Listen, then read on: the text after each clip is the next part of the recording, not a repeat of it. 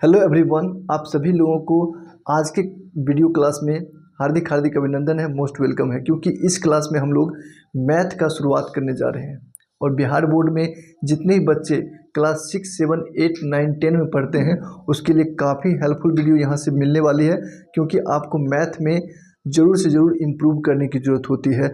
आपको सॉल्यूशन की ज़रूरत होती है, आपको सीखने की ज़रूरत होती है। आप भूल जाते हैं, आपको फिर से प्रैक्टिस की ज़रूरत पड़ती है। तो मैंने ऐसे विद्यार्थियों के लिए बिल्कुल आसान से आसान तरीक़ा से यहाँ पर बताने वाला हूँ और आप आसानी से सीख जाओगे, है ना। ये आप देख सकते हैं, क्लास 8 का बुक है, आप देख पा रहे होंगे। ये क्लास 8 का बुक है और इस बुक को मैं बिल्कुल अच्छी तरह से बताने वाला हूँ। यहाँ से आज से शुरुआत हो रहा है इसका। आप देख सकते हैं, प्रश्नावली 1.1 का ये पहला क्वेश्चन है और इस क्वेश्चन को हम लोग विश्वास मानो बहुत अच्छा से समझने वाले हैं। और इस वीडियो को आप निश्चित रूप से शेयर करें अपने दोस्त में, अपने रिलेशन में, ताकि सारे बच्चे इस चैनल से जुड़ सके और आसानी से जो है इसका फ़ायदा उठा सके। बिल्कुल ये फ्री ऑफ कॉस्ट है, सभी विद्यार्थियां सभी स्टूडेंट इसका फ़ायदा उठा सकते हैं। तो चलिए हम लोग स्टार्ट करते हैं। सबसे पहला क्वेश्चन है कि निम्नलिखित प्रत्येक में गुणन के अंतर्गत उपयोग किए गए गुणधर्म का नाम लिखिए। गुणधर्म, जैसा कि आपको पता है कि गुणधर्म मैथ में जो होते हैं कौन कौन होते हैं, वो मैं आपको एक बार फिर से यहाँ पर लिख देता हूँ जिससे कि आप समझ पाएँ। सबसे पहला यहाँ पे आप देख सकते हैं क्रम विनिमय गुणधर्म होते हैं। क्रम विनिमय याद एक बार कर लें आप लोग। क्रम विनिमय गुणधर्म होते हैं, सहचार्यता गुणधर्म होते हैं। आप देख सकते हैं गुणात्मक तत्समक होते हैं। ये सारे चीज़ें आप पर डिफाइन से अच्छी तरह से आपको बिल्कुल विस्तार से बताई जाएगी। अभी फ़िलहाल मैं इसके बारे में सभी क्वेश्चन पे इसका चर्चा कर देता हूँ और ये कौन सा गुणधर्म किस में है वो मैं आपको क्लियर कर देता हूँ।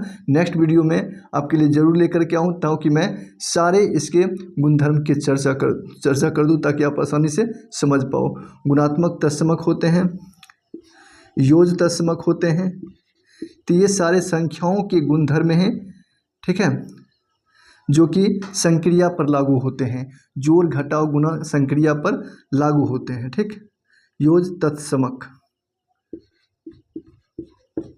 ये सारे गुणधर्म हैं, योज तत्समक हैं। उसी प्रकार जैसे कि आपका योज प्रतिलोम होता है, एक योज प्रतिलोम होता है।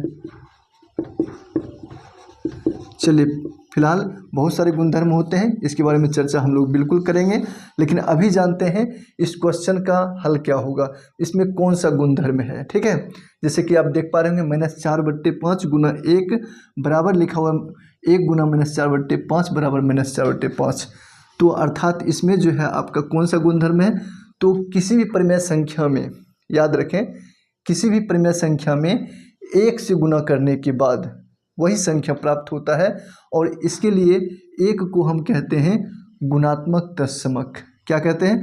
परिमेय संख्या के लिए एक जो होता है गुणात्मक तत्समक होता है और इसका रूप आप इस प्रकार से याद रखेंगे। किसी भी संख्या के लिए आप a ले लीजिए और गुना 1 कर दीजिए तो क्या प्राप्त होता है? 1 प्राप्त होता है। तो इसीलिए हम एक को क्या कहते हैं? गुणात्मक तत्समक, क्योंकि एक में किसी भी संख्या से गुना करने पर वही संख्या प्राप्त होता है।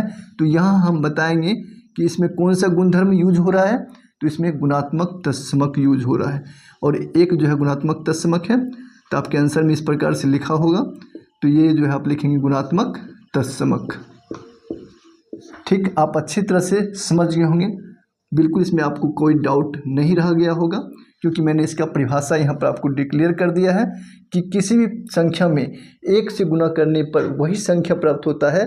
तो ऐसे में एक को हम गुणात्मक तत्समक कहते हैं किसी भी संख्या के लिए, ठीक। नेक्स्ट है सेकेंड नंबर में, देखिए 2 संख्या का गुना हुआ है और इधर भी 2 संख्या का गुना हुआ, लेकिन ये उल्टा कर दिया है, यानी क्रम का उल्टा कर दिया है। तो इसमें कौन सा गुणधर्म है? तो इसमें आप बोलेंगे क्रम विनिमय गुणधर्म है। विनिमय का मतलब होता है उल्टा पलटी, है ना। क्रम विनिमय, क्रम का उल्टा पलटी, यानी कि क्रम विनिमय गुणधर्म। तो क्रम विनिमय आसानी से आप समझ गए होंगे, ये जोड़ के लिए भी लागू होता है और गुणा के लिए भी लागू होता है, किसी भी संख्या के लिए। तो इस इसमें आपको कौन सा है, क्रम विनिमय। ठीक है, आप देखते मात्र ही अब बता देंगे क्रम विनिमय है, क्योंकि क्रम विनिमय नाम से ही स्पष्ट है, क्रम का विनिमय, क्रम का उल्टा पलटी है ना। यानी कि आप एक रूप याद रख सकते हैं, जैसे कि अगर a गुना b है अब बराबर b गुना a है, तो इस रूप को हम क्या बोलते हैं, क्रम विनिमय। ठीक है, तो क्रम विनिमय आपको याद रह गया होगा। इसमें कौन सा गुणधर्म है, क्रम विनिमय। यही आपको पूछा जा रहा है कि कौन सा गुणधर्म है, सिर्फ नाम लिखना है। तो भाई आप तो समझ गए होंगे क्रम विनिमय क्या होता है। तो ये जोड़ के लिए भी लागू होता है और गुणा के लिए भी। अब बताइए इसमें कौन सा गुणधर्म है। जैसा कि आप देख पा रहे हैं, संख्या है -19/29, 29/-19 बराबर 1। ठीक, तो इसमें कौन सा गुणधर्म है। ठीक है, दो संख्याओं को गुना करने पर 1 प्राप्त हुआ है, तो इसको बोलेंगे हम गुणात्मक प्रतिलोम। गुणात्मक प्रतिलोम क्यों बोलेंगे, क्योंकि गुणात्मक प्रतिलोम का परिभाषा होता है कि दो संख्याओं को गुना करने पर यदि 1 प्राप्त हो, जिस दो संख्याओं को गुना करने पर, जिस दो संख्याओं को गुना करने पर यदि 1 प्राप्त हो, तो वो दोनों संख्या एक दूसरे का क्या कहलाता है, गुणात्मक प्रतिलोम। तो इसमें कौन सा गुणधर्म है, तो गुणात्मक प्रतिलोम है। तो ये स्पष्ट हो गया आपको, गुणात्मक प्रतिलोम। ठीक, तो चलिए फिर नेक्स्ट क्वेश्चन की ओर बढ़ते हैं। इसमें आपको 1.1 में 2 ही क्वेश्चन है और दूसरा क्वेश्चन अब हम लोग सीखते हैं। तो चलिए अब हम लोग सेकेंड क्वेश्चन को देखते हैं। सेकेंड क्वेश्चन कुछ इस प्रकार से है, बताइए कौन से गुणधर्म की सहायता से आप 1/3 गुना 6 गुने 4/3 को 1/3 गुना 6 गुना 4/3 के रूप में अभिकलन करते हैं। यानी कि 1/3 गुना 6 गुना 4/3 इंटू दिया हुआ है को इतना के रूप में आप अभिकलन करते हैं। तो ये दोनों देख सकते हैं, संख्याएं बराबर लिखी है लेकिन संख्याओं का अदली बदली हो चुका है और कोष्ठक भी आ चुका है ना। तो हम लोग जानते हैं कि ऐसे रूप जो होते हैं किस गुण में दिखते हैं। ऐसे रूप आपको अगर आप पढ़े होंगे तो आपको पता होगा कि एक गुण आता है जिसका नाम है सहचारिता का नियम। सहचारिता का नियम, और यह है गुणन का सहचारिता का नियम या सहचार्य नियम, इसको बोला जाता है सहचार्य नियम, सहचार्य नियम। ठीक, ये संख्याओं के गुणन का सहचारिता नियम है, यानी कि गुणन सहचारिता का नियम। तो इसको आप लोग बिल्कुल नोट कर सकते हैं। इसमें कौन सा विकलन हम लोग देखते हैं, तो इसमें हम लोग गुणन सहचारिता का नियम देखते हैं। जैसे कि सहचारिता का नियम क्या होता है, इसका रूप क्या होता है, तो इसमें 3 संख्याएं ली जाती है। कितने संख्या ली जाती है, 3 संख्याएं। जैसे कि एक संख्या है a Guna b Guna c बराबर होता है इसमें a गुना b, फिर बाहर हो जाता है गुना c। अगर इस प्रकार का रूप दिखे, इस प्रकार का अगर रूप आपको दिखे तो ये रूप जो है आपको सहचारिता का नियम कहलाता है। जैसा कि आप देख सकते हैं सहचारिता गुण इसमें विद्यमान है। तो इस प्रकार से आप इसको कह सकते हैं कि इसमें कौन सा विकलन है, तो सहचारिता गुणधर्म है। तो इसका आप ये आंसर लिख सकते हैं। तो आशा करता हूँ कि आप लोग को ये वीडियो अच्छा लगा होगा।